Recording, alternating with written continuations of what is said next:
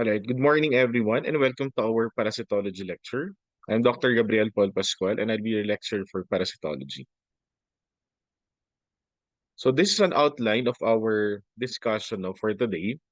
So we'll have your introduction, followed by laboratory diagnosis of parasitic infections, introduction to parasitology, pathology, and then helmintology. Okay. Now we have here some terms that we need to define. Now these are not found on your notes, so you can take a screenshot, no, or you could also take a picture of this. Okay? So say endoparasite, these are parasites living inside the host's body. Ectoparasites, on the other hand, reside outside the host of the body. Okay? When say infection, this means the presence of endoparasites. On the other hand, if you have the presence of ectoparasites, this is what we call infestation. Okay? Please remember these terms. Okay, pakipicture na lang, guys. All right. An example of an ectoparasite is your Sarcoptes cabi or the itch mite. Okay? This causes scabies or what we know in local dialect as galis. Okay? So this parasite lays eggs within burrows in the skin. No, nasa skin lang po siya. Hindi siya papasok deeper. That's why we consider this as an ectoparasite. Okay? And presence, of course, of this is an infestation. Okay? The mode of transmission is through direct skin-to-skin contact. Also, contact with infested clothing, bedding, or furniture. Okay?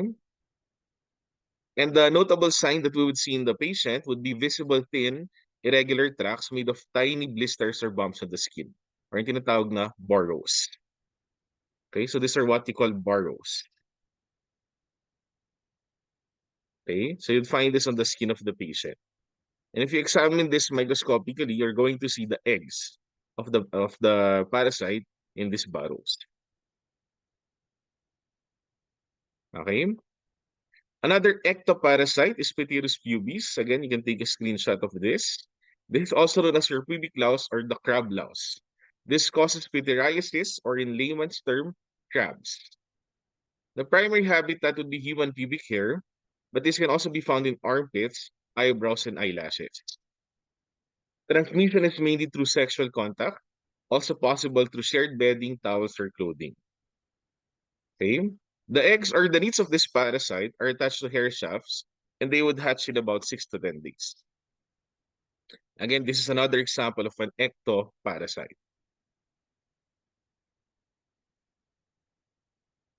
Okay? Moving on.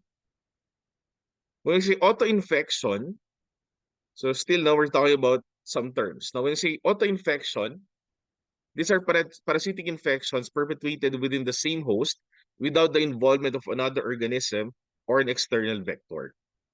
Okay, one host lang, no? Possible na ma-complete yung life cycle. Okay? So, every examples, ang mnemonics po natin dito is C chest. Okay? So, please remember this. Now, these are the parasites where we could see auto-infection, C chest.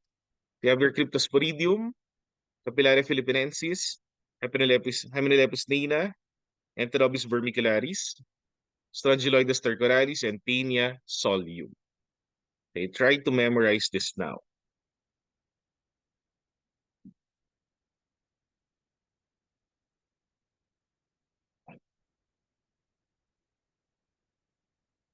Okay? So moving on, when you say erratic, these are found in organs which are not usually its habitat. Okay, naligaw kumbaga, no, napunta sa ibang organ. Okay? Obligate parasites are parasites that depend entirely on its host for existence. Now, without the host, the parasite cannot complete its life cycle. No, completely dependent siya on the host. On the other hand, when we say facultative parasite, these do not depend on its host for existence. Now, meaning, outside the host, no, these parasites can also survive. Okay? Do you know an example of a facultative parasite? Can you give me an example, guys? Anyone? So may isang notable example po tayo dito. Okay, the notable example is Strongyloides stercoralis. Okay? Strongyloides stercoralis has a free living existence. Now, meaning it can survive. Now, it has a separate life cycle outside the host. Okay, it can survive outside the host. Okay, again, the example is Strongyloides stercoralis. Okay, so again, please take note of these terms. All right, so moving on. When we say accidental or incidental parasite, this establishes itself in a host where it does not ordinarily live. Okay? Ano magandang example po nito?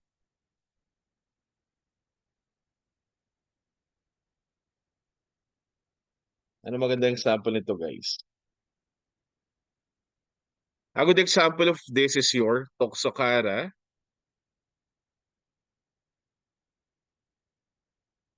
canis. Now, Toxocara canis live in dogs. Now, their usual host are dogs. Now, but sometimes man can ingest the egg of this parasite. So man becomes an accidental or an incidental host only. And of course, in humans, Toxocara canis becomes an accidental or incidental parasite. Okay? Another example is Toxocara cati. Okay? This lives in cats. Okay? So again, in humans, this parasite serve as accidental or incidental parasites only. Okay? Naligaw lang kumbaga din. Okay? Permanent parasites remain in the body of the host for its entire life. When it's a temporary parasite, this lives only for a short period of time. And when it's a spurious parasite, these are free living organisms that pass through the digestive tract without infecting the host. Okay? Please take a screenshot of these terms. All right. When you say definitive or final host, okay, this is the host now wherein the parasite attains a sexual maturity. So in the case of your helminths,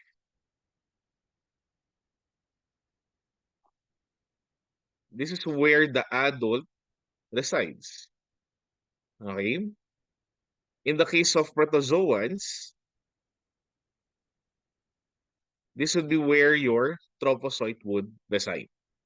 Okay? Again po, pag sinabing definitive or final, dito po nagre-reside yung mature na stage. No? When say intermediate host, this harbors the asexual or larval stages of a parasite, but not its final adult stage. No, yung mga immature stages, they reside in the intermediate host. Okay? When we say paratenic host, these are parasites that do not develop further to later stages, but are able to infect another susceptible host.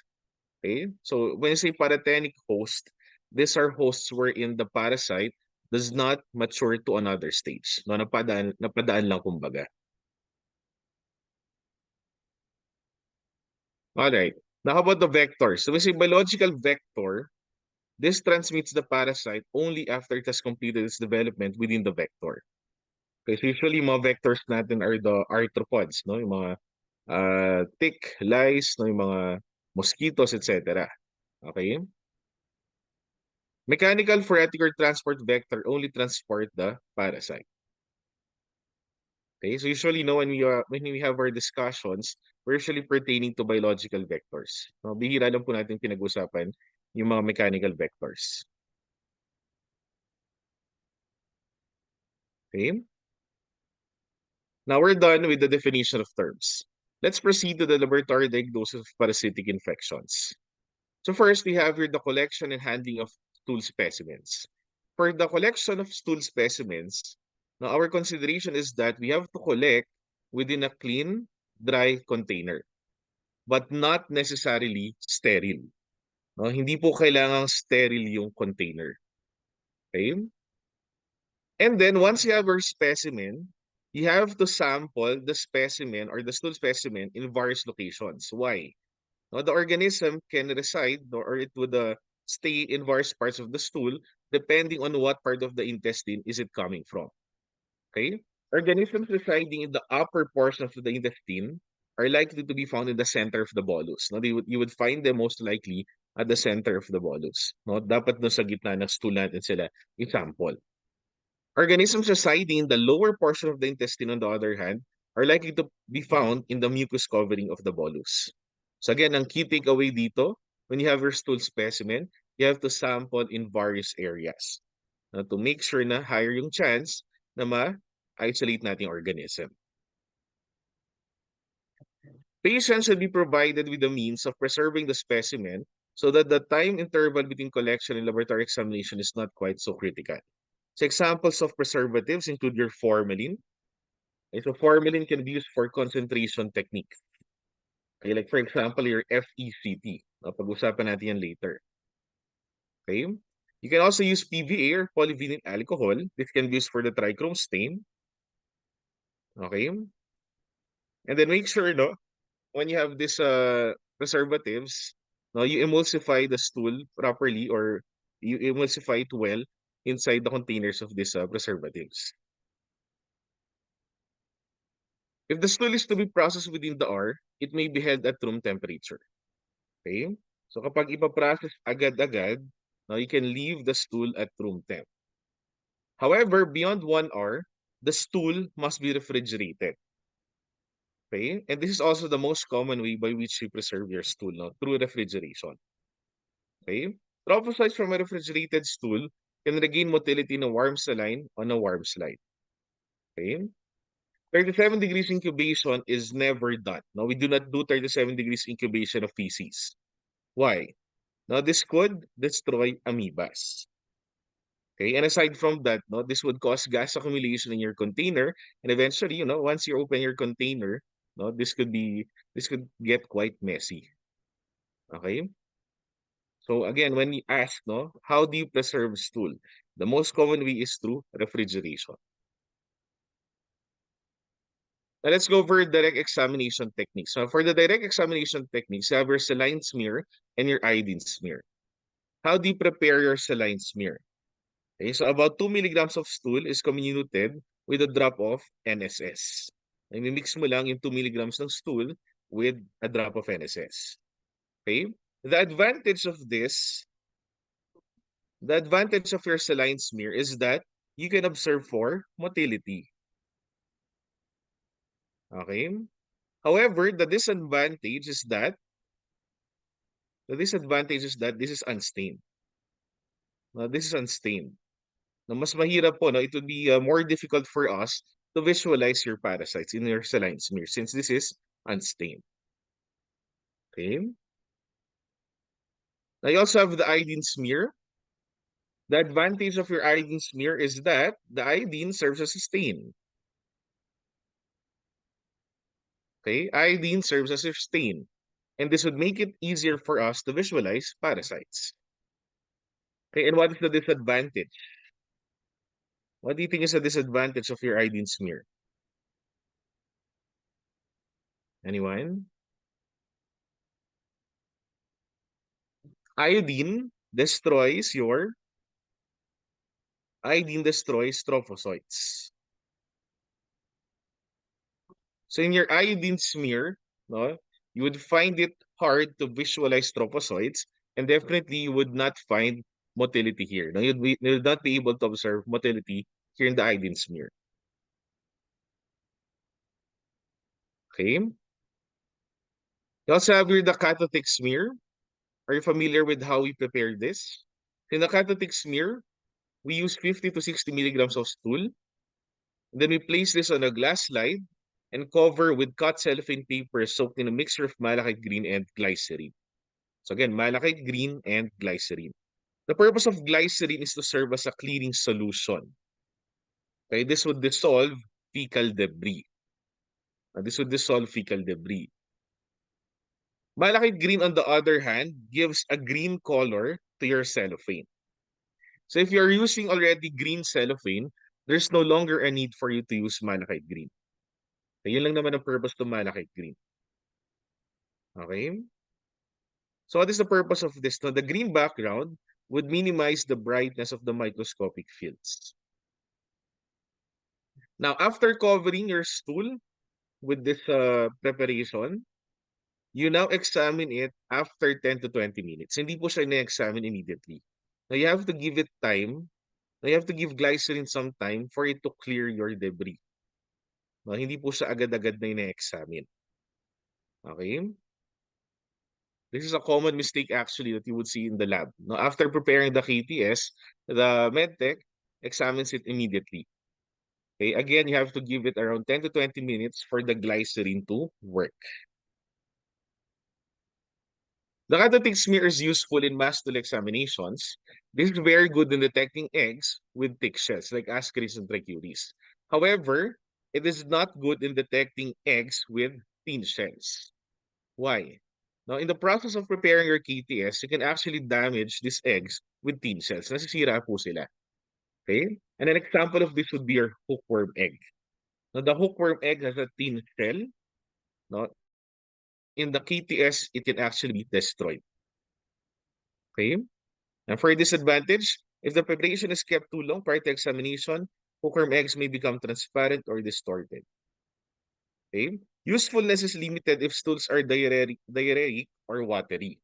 Of course, kung watery ang stool, wag na nating ipilit na gawa ng KTS. No, you cannot spread the watery stool on your slide. No, it would just be messy. Okay? This is also not able to detect protozoan cysts and trophozoite. Now, let's talk about your concentration techniques. Okay? Why do we do concentration techniques? Bakit kaya? Usually, in your routine methods, no, yung saline smear, iodine smear, okay, usually mababa po yung yield natin. There's a low sensitivity, no, to detecting parasites. Now, actually, you cannot just rely on one stool examination to diagnose parasitism. Now, usually we rely on multiple stool exams, because again of low sensitivity. Now, to increase sensitivity, now to increase the chance of detecting these parasites, we now do the concentration techniques.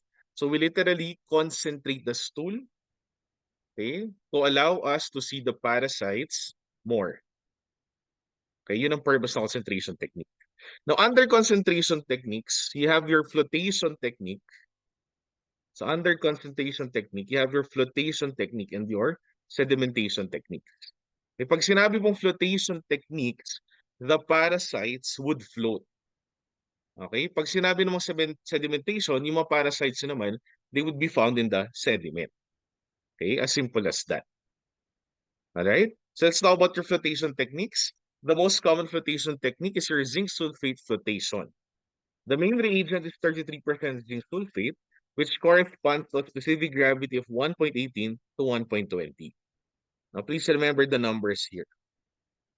Okay, we have to use 33% zinc sulfate, okay, because this would correspond to a specific gravity of 1.18 to 1.20. Okay, if we use the incorrect specific gravity, na magkakamali rin po tayo sa procedure. If you're using a too low specific gravity, both the debris and eggs would sink. So, hindi mo ma-separate lang din, no? Wala ring kwenta. Okay?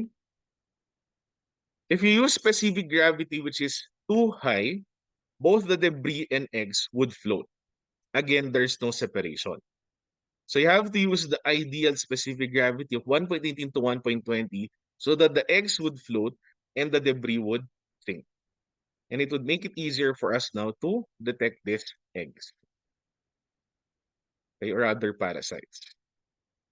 This is the method of choice for protozoan cysts and many helminth eggs. Again, the specific gravity of the solution must be greater than that of the eggs so that the eggs would float. We have to use the ideal specific gravity. Other than your zinc sulfate flotation, you have here the brine flotation. Brine flotation makes use of a saturated table salt solution. You also have your Scheiter sugar flotation. Scheiter sugar flotation makes use of a boiled sugar solution preserved with phenol. Okay? Please take note that this is considered the best for the recovery of coccidian cysts, mainly Cryptosporidium, Cyclospora, and Isospora. Again, no, for the coccidian cysts, we make use of cedar sugar solution. Now, let's talk about your sedimentation techniques. Now, the most common is your FECT. This is formalin ether concentration technique. And dito pa lang sa pangalan, no, just here in the name, you'll now be able to see the reagents that we use. Okay? So first is formalin. Now, the purpose of formalin is to serve as an all-purpose fixative. Okay? Ether, on the other hand, would dissolve neutral fats in stool. However, ether is explosive and flammable. That's why we substitute it with ethyl acetate. Okay? So when you do your FECT, this is how it would look like. You have the following layers. The top layer would be your ether. This would be followed by the plug of debris. And then you have your formalin. And finally, you have the sediment. And in the sediment, this is where you would find now the parasites. Okay? So this is your FECT.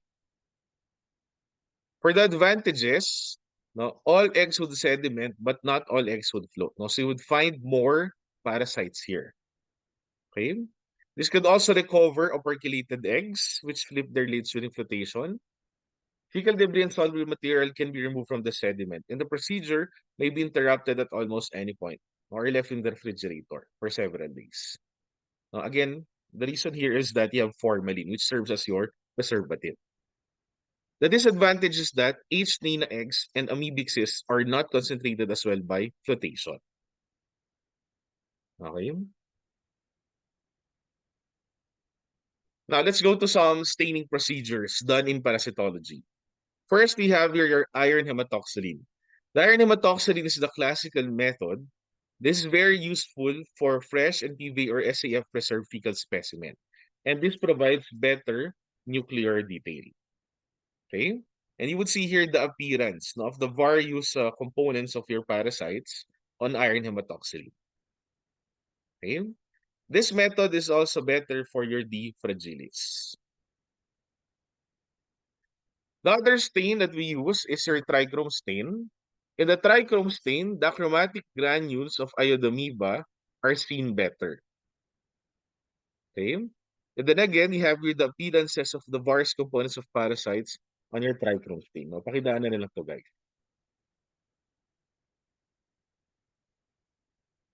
You also have here the modified Ziehl-Neelsen technique, which is an acid-fast stain. You have to remember that some of your protozoans are actually acid-fast. Now, this would include your Isospora,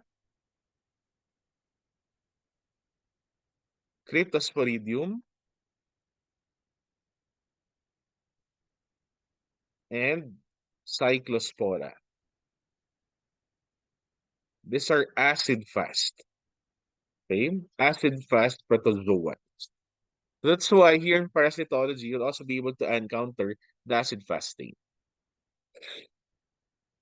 Okay? Okay, ito guys, ha? Pag nakita niyo sa question, there's a protozoan being described as acid-fast, think of the following parasites. Okay? The mnemonics here is ICC. Okay? Isospora, Cryptosporidium, and Cyclospora. Now, aside from stool, another specimen that we can examine in parasitology is blood. Okay? So usually for blood specimens, we prepare your thick smear and your thin smear. Okay? The purpose of the thick smear is for detection of parasites. You want to know kung meron or wala. You want to know if there is a parasite present. Okay? Once you're able to detect your parasite in your blood, you now proceed with your thin smear. And the purpose of your thin smear is for identification. Now, this is where you identify the species of the parasite. Okay? The thick and thin smear are very useful when it comes to malaria diagnosis. In fact, this is still the gold standard. This is still the gold standard for malaria diagnosis. Okay? Microscopy, using the thick smear and the thin smear, it's still the gold standard for malaria diagnosis. Not molecular, okay, not serologic. No, microscopic pa rin po ang gold standard. Okay? Another method for blood examination is your QBC. QBC is your quantitative Buffy coat. So this makes use of a capillary tube pre-coated with acridine orange and potassium oxalate. Okay? The reading of parasites would take up acridine orange. After centrifugation, the tube is read using your UV microscope or your fluorescing microscope. Okay? Since your acridine orange is a fluorescent stain. Okay? This method is useful in the demonstration of malarial parasites, microfilariae, trypanosomes, and Babesia. So basically, your blood parasite. Okay? So if you're going to remember something here now, please remember acridine orange. The stain used in your QBC is acridine orange. Okay? We also have other specimens that we can examine in parasitology. You can also examine sputum. So some parasites may be recovered from sputum. Okay? So please remember the parasites that can be recovered from sputum. Now, this would include the migrating larvae of Atheris lumbricoides, Strongyloides stercoralis, and your hookworms. Okay?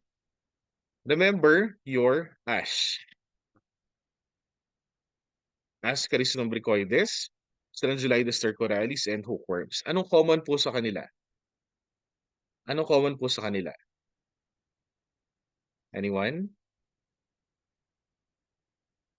These parasites undergo what we call heart-to-lung migration. Okay?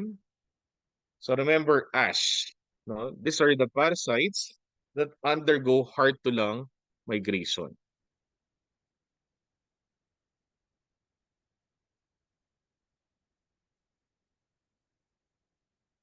Okay? What do you mean by that? The larvae of these parasites, prior to maturing to an adult, migrate to the heart and then to the lungs. And since they migrate to the lungs, the larvae of these parasites may be isolated or may be recovered from the sputum of the patient. Okay? Another parasite that may be recovered from sputum is Paragonimus. Now remember, Paragonimus is your lung fluke. Diba? Paragonimus is your lung fluke. Okay? The adult Paragonimus resides in the lungs. Okay? And in the lungs, this adult would now lay ova. It would lay egg. So eventually, the eggs may now be recovered in the sputum of the patient. Okay? Another parasite is Echinococcus granulosus. What we would see in the sputum would be your Echinococcus granulosus hooklets from your pulmonary hydatid cyst. And then for protozoa, we might be able to see Entamoeba histolytica trophozoites, Cryptosporidium parvoocys, and non-pathogenic E. gingivalis and Trichomonas tenax. Okay? For sputum, the best specimen is your first morning specimen since it is more concentrated. Another specimen is urine. For urine, the best specimen is also the first morning specimen. We can also be able to see some parasites here. Pakitandaan nyo rin yung mga parasites, guys. These parasites may include Trichomonas vaginalis, Wuchereria bancrofti, microfilariae, and possibly Schistosoma hematobium. Now, you'll be able to appreciate this more when we discuss the life cycle of these parasites. For tissue aspirates, now you have the following. You have your liver aspirate. The liver aspirate is usually requested to rule out hepatic amoebic abscess. Now, this is caused by Entamoeba histolytica. Okay? When you say abscess, this is your pigsa. So you have pigsa, you have an abscess in the liver. And this contains the trophozoites of Entamoeba histolytica.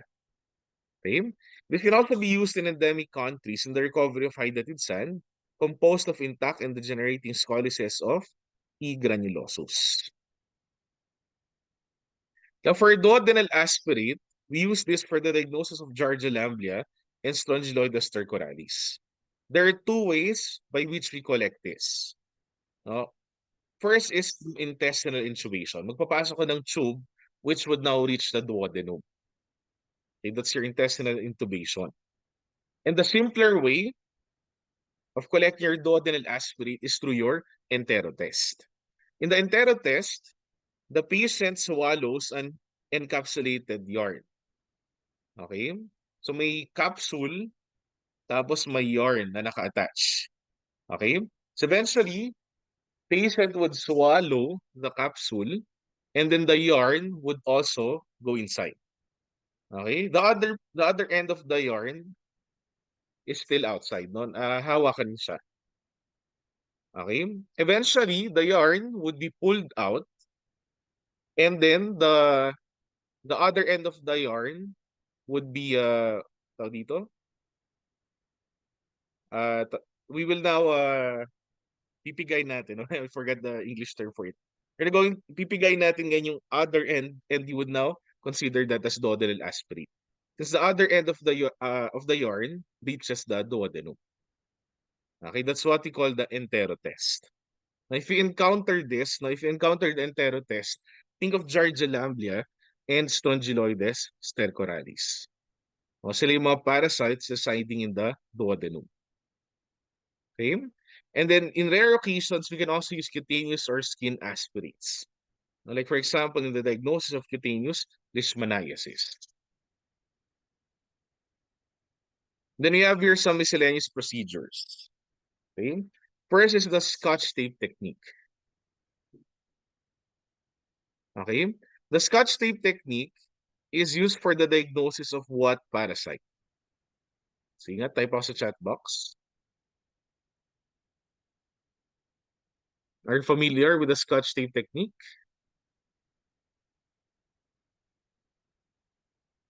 Okay, very good. The Scotch tape technique is used for the diagnosis of Enterobius vermicularis. Now remember, your E. vermicularis deposits its egg on the perianal skin. Okay? So by using the Scotch tape technique, we are now able to isolate or to recover these eggs on the perianal skin. Okay? You also have your rectal biopsy. Rectal biopsy may be done for some schistosoma species. And then another procedure is your muscle biopsy. Usually, what parasite is being diagnosed when you do your muscle biopsy? Type nga sa chat box. Where do you usually associate your muscle biopsy?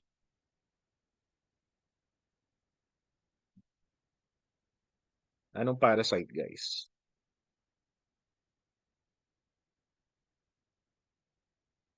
Okay, very good. Now, we usually do this to diagnose your trichinella. Okay, again, you'll be able to appreciate this better when we discuss the life cycle of your parasites. Now, you also have your stool culture methods. Now, your stool culture methods are usually done for the speciation of hookworms. Now, remember, the eggs of your hookworms are similar, similar in appearance. If you want to differentiate the hookworms, you have to do your stool culture method. Now, for this egg to hatch, then eventually yung larvae ngayon i-differentiate natin. Okay? So examples of this include your coproculture and also your Harada-Mori or test tube culture method. Okay? So what you're seeing here on the picture is your Harada-Mori. Now this uses test tubes and filter paper strips. Okay? On your Harada-Mori, Strongyloides stercoralis larvae would migrate upwards. Strongyloides stercoralis larvae would migrate upwards. Okay? Hookworms, on the other hand, hookworm larvae, on the other hand, would migrate downwards. Okay, this is your Harada-Mori or test tube culture method. Okay. You also have your egg counting procedures. Now we usually do this now when we want to know the degree of parasitism in a patient. No? Gusto natin malaman gaano ka-infected yung patient. Or sometimes you also do this in research. Okay? So first is the cut-to-cuts method. Now, this is different from the cut-to-tick smear a while ago. Now, we have here the cut-to-cuts. Your cut-to-cuts is an egg counting procedure. Aside from that, you also have the stall egg count.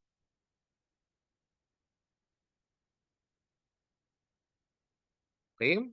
Now, if you're able to detect parasites in our stool, okay, you have to report the date of collection and better kung may time din po. Okay? You also have to report the consistency of stool. You describe the stool as being watery, loose, soft, or firm. Okay? Ito usually yung minsan nakakalimutan ng ibang medtech. Mas naalala pa nilang i-describe yung color ng stool. When in fact, hindi siya ganun ka-significant in parasitology. No? Ang mas mahalaga po in parasitology is the consistency of stool. Why? Bakit po? Kasi based on the consistency of the stool, no, you would now be expecting particular stages of a parasite. Okay, mamaya pag-usapan natin yan. Now, if you do not see any parasite, you can report this as NPF or no parasites found. However, if you see a parasite, you have to declare the genus, the species, and do not forget the stage. Again, this is something being forgotten sometimes. Nakakalimutan din siya. Do not forget the stage. Did you see a cyst? Did you see a trophozoite? Kailangan malaman din po yan ng physician. Bakit? Kasi iba-iba din po yung clinical significance niyan. Okay, iba-iba rin yung clinical significance.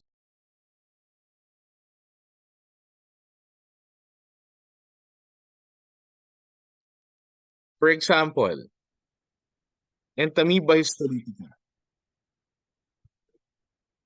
Sakit lang usually yung iniisip na when you say Entamoeba histolytica. We're thinking about amoebiasis. No? If we see the cyst only in the in the stool of the patient, okay? This could possibly be just a carrier. Now, for us to say na may active na amoebiasis yung patient, we have to recover the trophozoites of Entamoeba histolytica in the stool of the patient. Nakita nyo guys? So of course, magkaiba din yung treatment niyan. If you just want to eradicate yung pagiging carrier, iba yung gamot. And kung active amoebiasis yan, iba din yung gamot. Okay, so make sure that you report the proper stage. No, may bearing po yan sa management ng patient. Now, we also have developed rapid diagnostic tests for some parasites. Okay? And particularly, this is being used in malaria diagnosis.